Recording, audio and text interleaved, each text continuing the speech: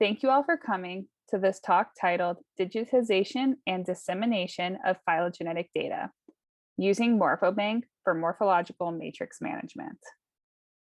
I am here to discuss MorphoBank, which is an online tool that allows users to analyze, manage, share, and archive phylogenetic data. So what exactly is MorphoBank? Well, it was launched in 1999 with NSF funding as a broad parallel to GenBank. For the past 20 years, MorphoBank has captured and curated data derived from scientific publications on the morphology of extant and extinct species to ensure that data meets the FAIR standard. This means that data is findable, accessible, interoperable, and reusable. MorphoBank is open access, meaning that access to and use of MorphoBank is free of charge. MorphoBank is developed and funded by the National Science Foundation, as well as academic institutional memberships. MorphoBank is now hosted by Phoenix Bioinformatics, which is a US nonprofit organization dedicated to finding sustainable funding solutions for online scientific resources. To access MorphoBank, you can go to morphobank.org. And this image illustrates the main homepage that you will be brought to when you go to morphobank.org. This homepage is where you can go to add or search for new projects. And the image that comes up on the main homepage will change each time the page is reloaded, and it reflects different projects that are currently added into MorphoBank.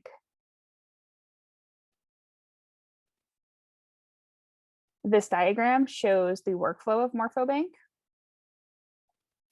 MorphoBank is a web application and a database that allows collaboration and archiving of morphological matrices for phylogenetics. MorphoBank is project-based, so a team of researchers can create and edit morphological data matrices collaboratively by sharing images, matrices, and associated data with each other.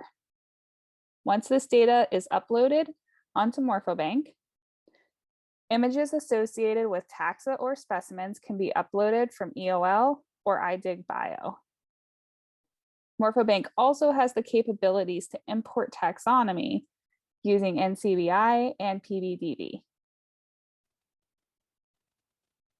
In addition, using matrices from MorphoBank projects, users can directly access Cypress for tree inference methods through the web. Currently, MorphoBank uses PALP for parsimony analyses, but there will be more methods added in the future.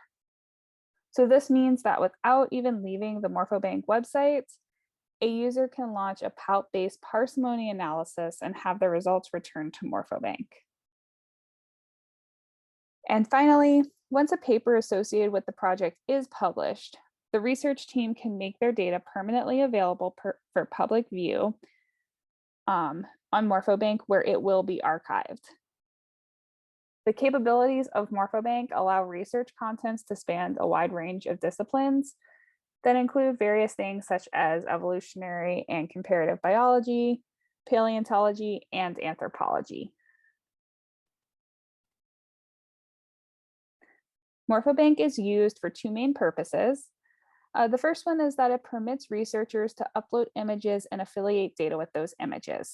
These images can be 2D or 3D, and include affiliations of data with anatomical descriptions, character states, or species names. These images are linked to published papers, but they can also be linked to morphological character matrices. This brings us to the second main use, is that it allows researchers to upload morphological data and affiliate it with phylogenetic matrices. This image on the right shows the overpage for a standard MorphoBank project.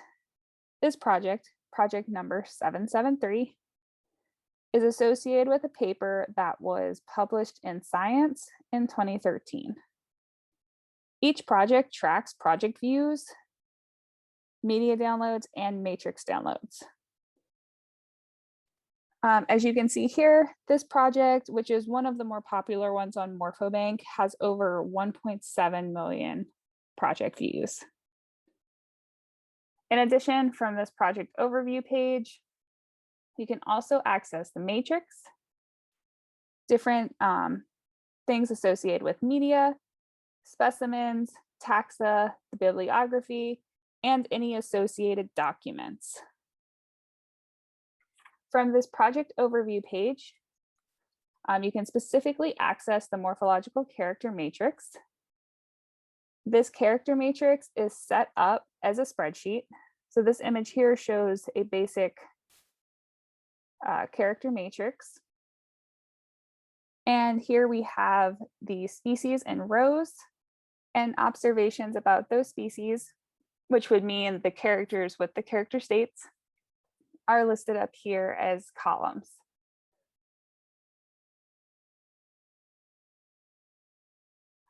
There are images that are associated with both the taxa and the different character states. The images can be really general, which means that they can be photographs of the living animal associated with the taxa, but they can also include different things like sketches. So these are different sketches for different character states. But there's also some photographs here of different character states from different specimens.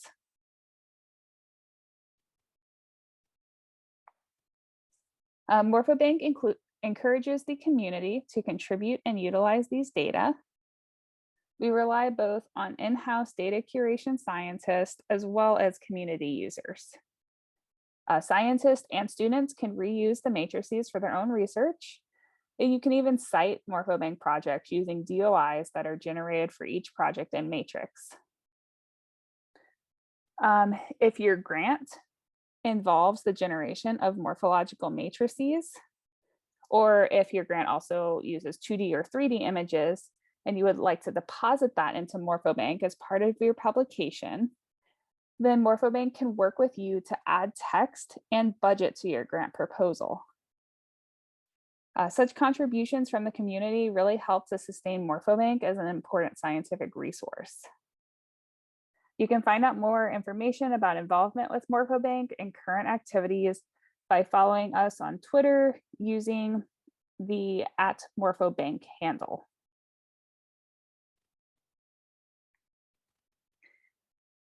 So recent NSF funding, which started this past July of 2022, will enable the replatforming of this 20-year-old software, along with improved user interface for data collection, matrix uploading, and project publication. This will also include capabilities to combine documents that have character state data separate from data matrix. And this is very common, but our goal is to have these two separate documents to be integrated into MorphoBank. And MorphoBank will be able to produce one file, such as a Nexus or TNT file, that has all the relevant character state information with the taxa scored. Additional new features will also include access to additional tree building algorithms for parsimony, so more than just pulp. And there will also be other methods such as maximum likelihood and Bayesian. Thank you for your attention, and I am available to answer any questions. You can also email us with any questions through curator@morphobank.org.